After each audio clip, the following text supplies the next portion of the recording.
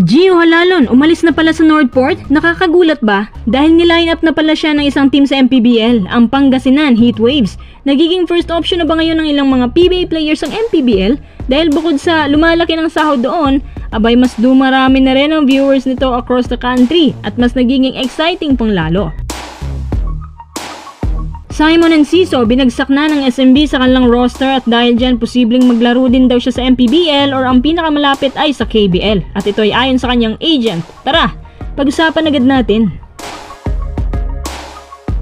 Anong nakain ni Gio at biglang lumipat na pala to ng hindi lang team kundi sa mismong liga talaga? Ayon sa isang MPBL trusted source, in-upload ng Pangasinan Heatwaves ang kanilang upcoming lineup sa kanilang susunod na season at nagulat ang lahat nung nakita nila na nasa reserve list na pala si Gio Halalon. Hindi lang po si Gio kundi pati si Alin Bulanadi din. Una sa lahat, bakit si Gio lumipat at bakit sa MPBL? Ba't di muna nating tingnan ng mga factors na siyang naka-apekto sa mga players bago sila nagdedesisyon? Siyempre, pinag-iisipan lang mabuti yan kung saan ang mas makakapagbigay ng benefit. Wala ibang dahilan yan kundi ang money matters. May narinig kami mula sa isang matagal ng PBA insider na maalat daw ang Northport sa pagbibigay ng sahod. Ang ibig kong sabihin, hindi naman sing alat talagang terra firma pero may mga reklamo din konti sa pagpapasahod sa kanila. Naalala nyo ba itong issue ng Northport kay Dave Ildefonso? Hindi maarte si Dave, sadyang pera lang ang naging problema niya kaya sumabit sa negosasyon ang dalawang kampo. Tapos pinapalabas lang nila na farm team daw. Isipin yung mga quiz na mas malaki pang ang sahod ni Dave sa Ateneo kumpara sa sahod ng nasa Pro League. Kaya natural, aatras talaga agad. Kung pera-pera lang pag-uusapan, alam naman natin na maraming players na ngayon na nagpapaka-practical. Maraming players ang business lang hanap. Si Gio Halalon, simula nung na-trade parang wala na rin siyang pakialam kung saan team siya isasalpak. Basta importante makuha niya ang gusto niya. Alam niyo ba na ang pinaka-minimum ng sahuran sa MPBL ay at least 500,000 kada buwan? Tingnan mo nga yan. Yung iba dyan sa PBA below 400,000 ang tinatanggap tapos pro. Kaya si Gio hindi na nagdalawang isip, ngayon ito ang gagawin ni Gio. Dahil si Gio naka-under contract pa naman sa Northport kaya hindi pa siya pwedeng kunin ng Pangasinan. Kaya pala nasa reserve list lang si Gio.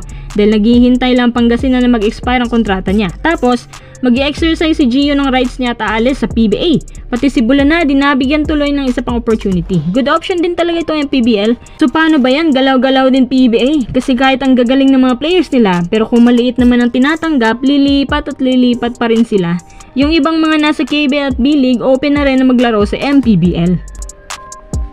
Simon Enciso, binagsak na sa roster ng San Miguel at handa nang umalis na rin kung sakaling walang kumuha sa kanya sa PBA. Pero kung totoo itong report sa pababalikin daw siya sa Blackwater kung gusto pa niya. Mukhang hindi na rin yan sigurado sa ngayon dahil ayon sa agent ni Enciso, meron daw magandang opportunity sa labas. Nabanggit din ng kanyang agent na open daw to na maglaro sa KBL at KBL ang number 1 option niya. Kung hindi daw matutuloy, sa MPBL na lang.